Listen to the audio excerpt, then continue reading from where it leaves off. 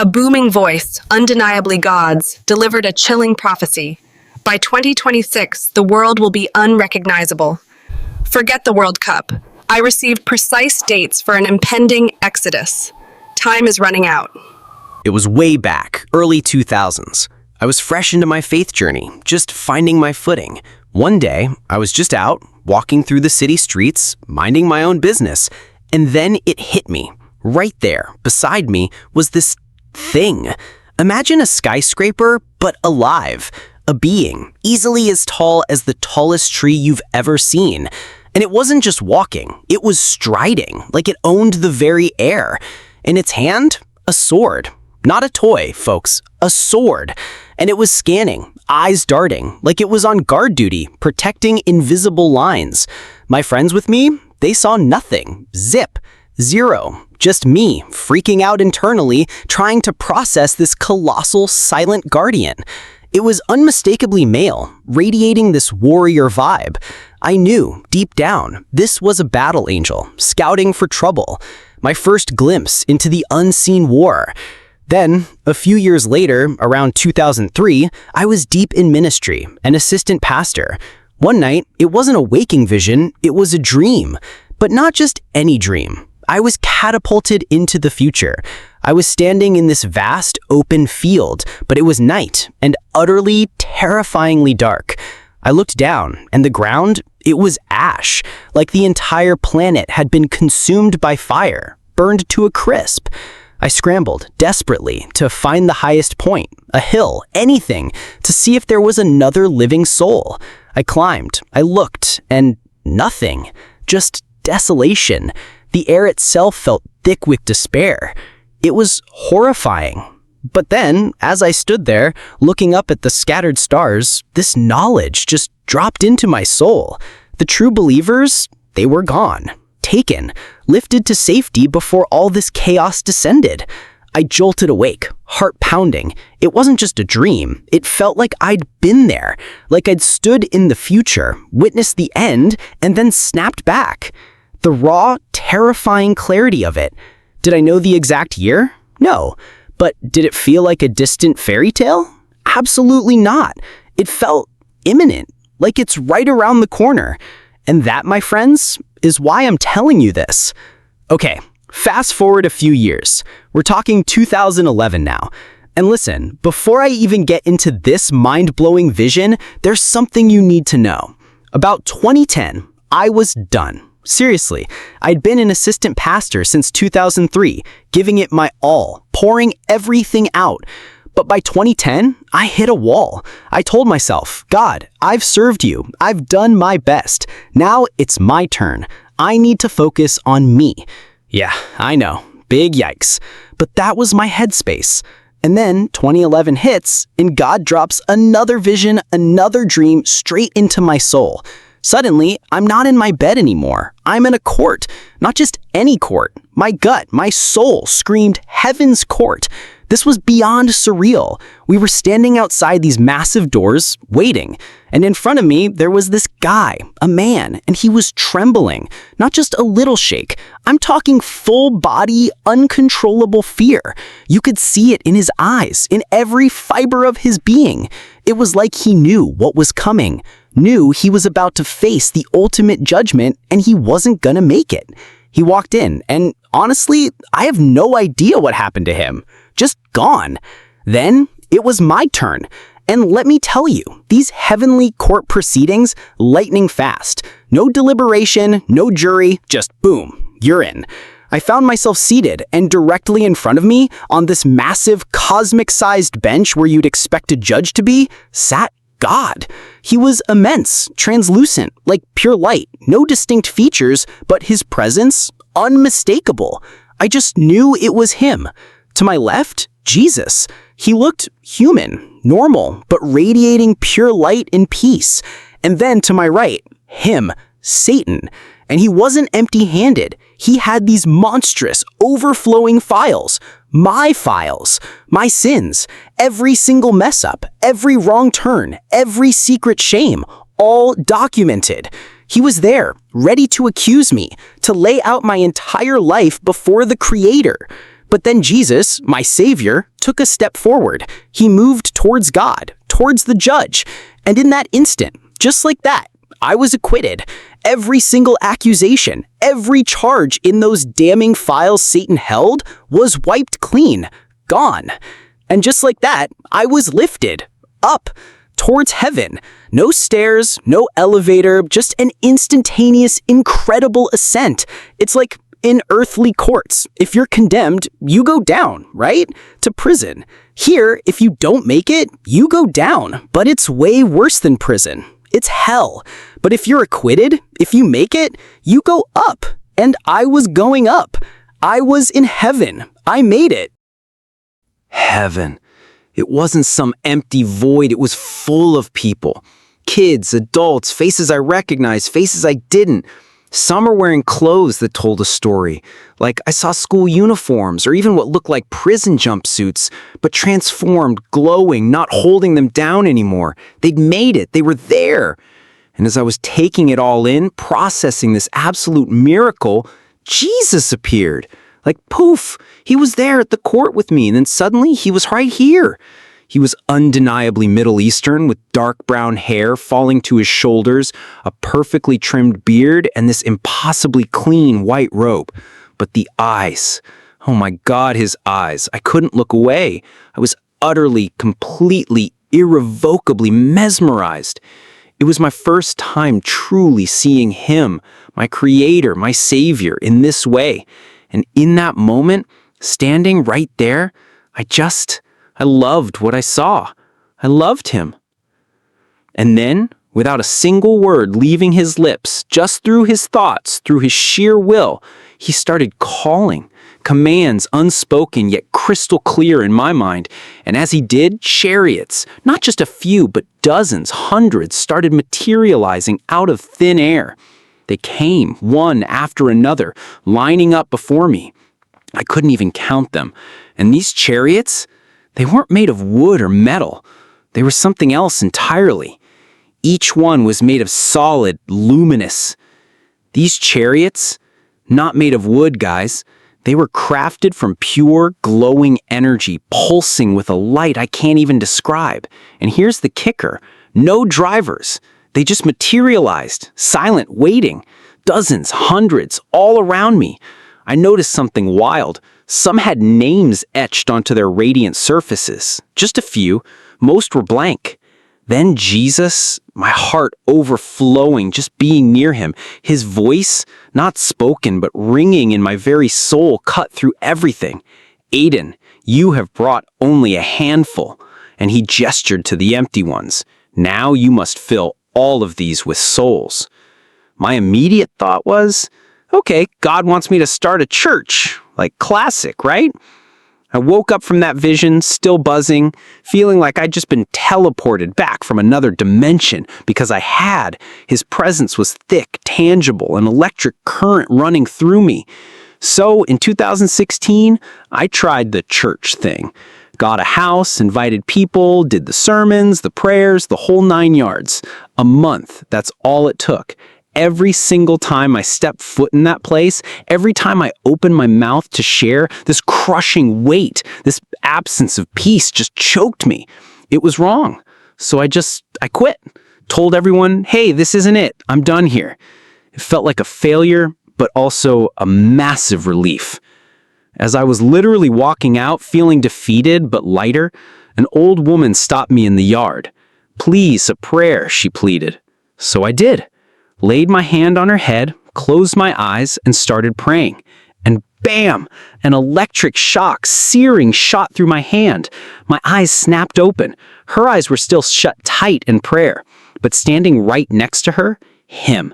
Jesus. Not a dream, not a vision. I was wide awake, outside, in broad daylight. He was there again, but different this time. He wore this incredible long king's robe, deep, royal blues, shimmering, flowing all the way to his feet. He was powerfully built, broad shoulders, radiating this immense strength. He looked at me. I swear my gaze dropped to his feet and shot back up to his face. He just smiled. Didn't say a word. But in that moment, in my very core, I knew what that smile meant. Well done, Aiden. You got it right this time. His heart, his will, was telling me clear as day the church wasn't the path. That wasn't my assignment. It was never about that. Then another time, I was back in heaven, standing before him again, wearing that same incredible king's robe. And this time, the message was even clearer. He told me without a doubt what I was truly called to do. Aiden, you are going to introduce me as the soon-coming king to the world. Not a church, not a building, just him. Announce his return. Tell everyone he's on his way. This was 2016, 2017, game-changing. And then yet another vision, a dream that felt more real than wake life, probably around the same time. I'm in the throne room of God. The throne room. Jesus is right there, seated on his throne, massive, powerful, his arms resting, relaxed, but his eyes piercing. No smile this time, just intense, serious. And around the base of his throne, this thick, ominous fog was swirling on the floor, a mist that felt heavy. And there was a sound. Not a roar, not a shout, with this deep, guttural, unstoppable rumble, like war, like something immense was heading our way. Jesus, still in a pure white robe, looked at me unblinking, and without moving his lips, his voice thundered in my mind, echoing through my very bones, loud and clear. I am coming soon. And then it was like the energy in the room went supernova. He started to stand slowly, deliberately. But as he rose, this raw, explosive power just erupted from him. It hit me like a cosmic shockwave, blowing me backwards, out of heaven, through the sky. In literal seconds, I landed in my bed, jolted awake, breathless, and I just started sobbing. Not from sadness, from the sheer overwhelming presence that filled me, filled the entire room. It was like I'd been plugged into the divine current. I woke up sobbing. Seriously, the kind of guttural, soul-deep cry that rattles your bones. My wife, bless her heart, was asleep next to me. She stirred, probably thinking the house was on fire, and mumbled, "What's wrong?" And I swear these words just tumbled out of my mouth, unbidden, totally unhinged. I saw a man in heaven. Even now, I have no idea why that was my go-to explanation, but that's what I said. Okay, buckle up, because we're fast-forwarding to 2018.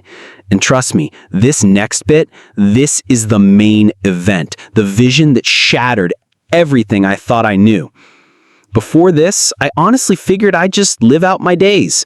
A good old Christian dude, maybe hit 90, then peacefully go to glory. Classic, right? But then 2018 hit, and God dropped a literal audio bomb. In a vision, a dream, whatever you want to call it, God's voice, loud, booming, undeniable, spoke to me. No visual, just pure, unadulterated sound vibrating through my very core. And he said, with absolute finality, there will be no Men's World Cup in 2026. Whoa, my brain just froze. I'm no soccer fanatic. Couldn't tell you the last World Cup or when the next one was planned. But no World Cup? That's a global event, right? Then he explained, and the clarity was chilling. Because life will not be business as usual on Earth. So, you know me, right? Post-vision, I'm buzzing, but I'm also a fact checker. I jolted awake, grabbed my phone, and literally Googled 2026 World Cup. And guess what? The universe had planned for it to be in the United States, just like God said. Talk about a mic drop. Still 2018, a few months later, still early in the morning, I'm sitting there, lights on, just chilling, reading my Bible. And then, poof, not a dream, not a vision, wide awake in my living room, Jesus appeared right there, face to face. He was in his signature pure white robe, just radiating light. And he started to speak, but man, the revelations that came next, I had no clue what he was even talking about at first. This was deep, ancient stuff. He looked at me, serious, and said, from the time Israel became a nation in 1948, there will be 77 years to the Exodus. Exodus, not rapture. He made sure to use that specific word. I knew instinctively he was talking about believers being taken, but he used his term. And then he dropped the dates, precise as a laser. On the Feast of Trumpets, on the 23rd and 24th of September 2025, I will come to take my church. Wait, what? No one knows the day or the hour, right? But he was saying in these 2 days. It hit me later, the Feast of Trumpets is a 2-day celebration. It falls within those 2 days. Mind blown. And he wasn't done. He kept going. Then there will be a 7-year tribulation on earth. And finally, for the grand finale, then on the 15th of September, on the Day of Atonement 2032, will be my second coming to earth as king. Just like that, after dropping these universe-shaking prophecies, he just vanished. Poof, gone. And I was left there in my living room, jaw on the floor. Because here's the kicker, guys. I knew nothing about this. Zilch. Rapture, second coming, tribulation. My entire theological knowledge could fit on a postage stamp. The only thing I could vaguely recall was some pastor, way back when I was a kid just starting out as a Christian, mumbling something about a tribulation in the future that Christians would go through. That was it. I had no concept of an escape plan, a rapture. I'd probably heard the word, but it just never clicked. But after that moment, after Jesus looked me in the eye and gave me that timeline, everything changed. That's when I went deep. I started researching, devouring everything about the rapture, the second coming, the tribulation. I dived into the Jewish feasts, the Feast of Trumpets, the Day of Atonement. It was like I'd been handed the missing pieces to the biggest, most important puzzle in existence. I began to learn there were actually 7 feasts, and Jesus had already fulfilled... Jesus already aced 4 of those feasts: Passover, unleavened bread, first fruits, and Pentecost. Boom, done. But here's the kicker. The next 3 on the divine calendar: Feast of Trumpets, Day of Atonement, and Tabernacles. And let me tell you, before Jesus downloaded this to me, I knew zero about any of this. My brain was like, Feast of what now? This wasn't something I picked up in Sunday school, okay?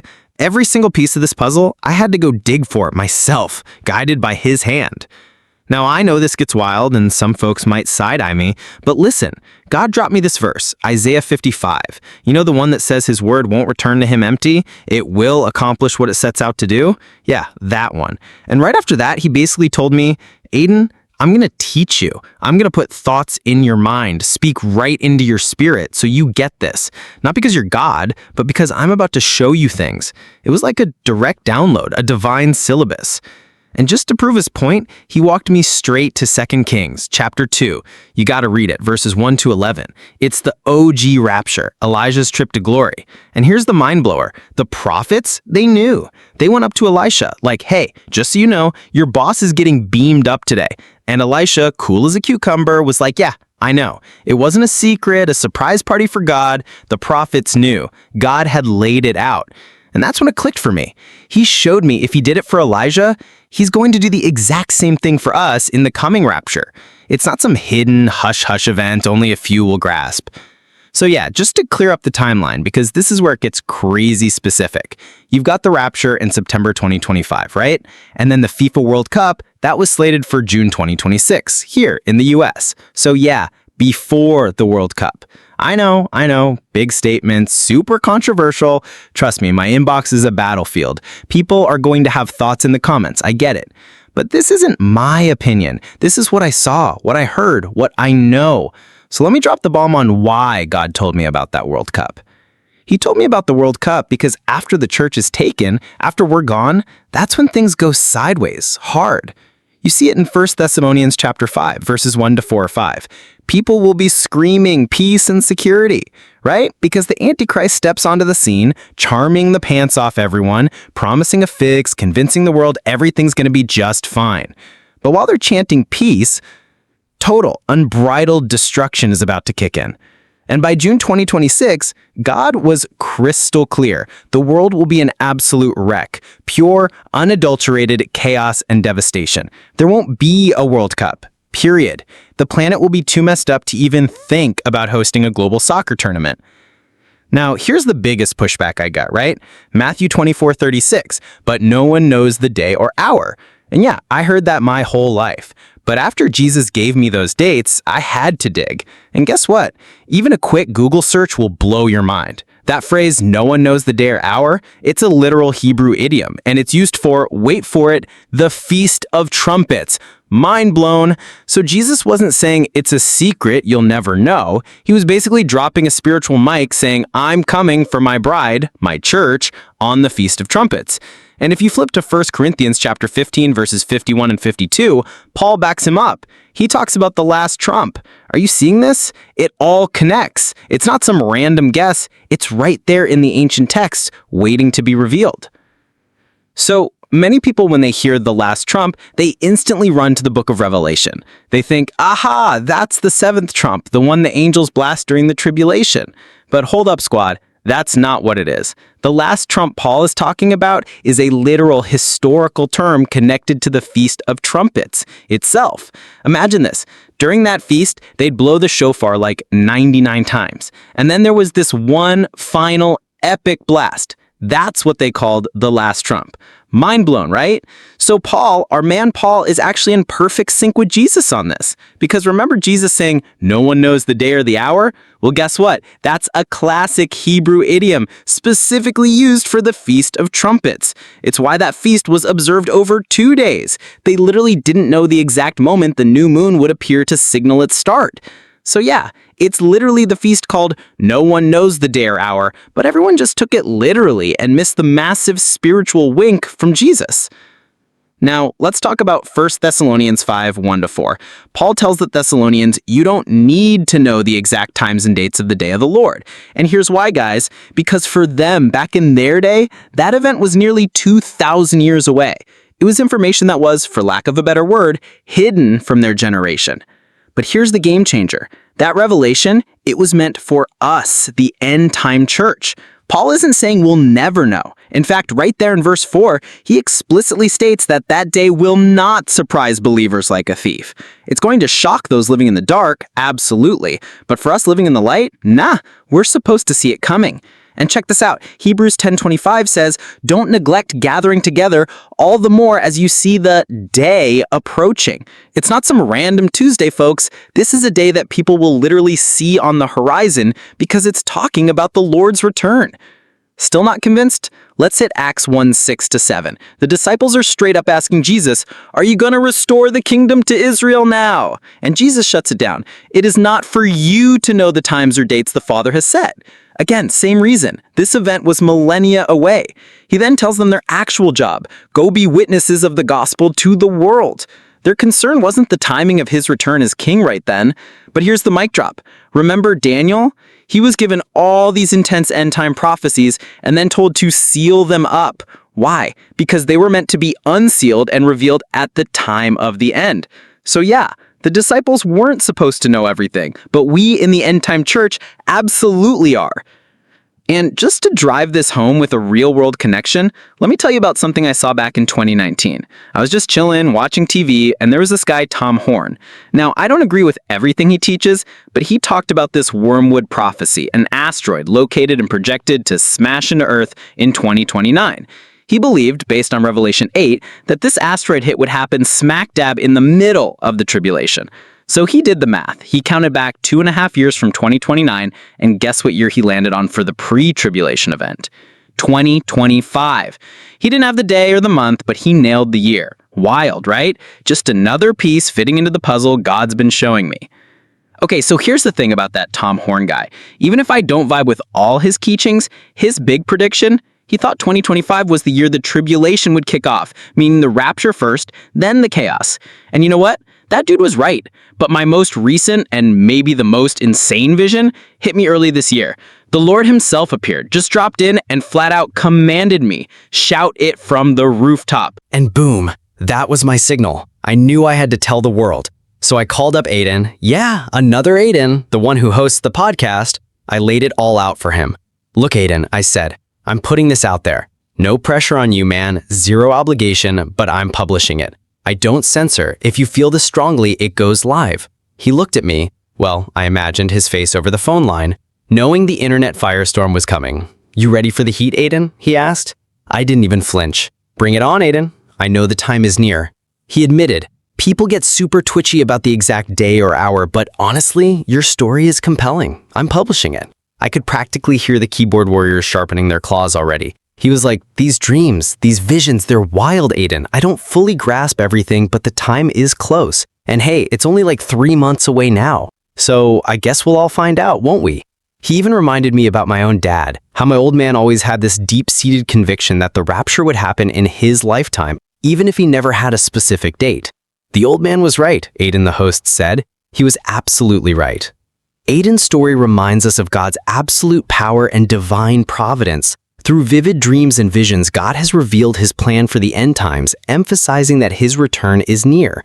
This is not a time for fear, but an urgent call to awaken, prepare spiritually, and live in his light. Trust in the signs and prophecies being unveiled in our time. Stand firm in faith, ready to receive what God desires to reveal.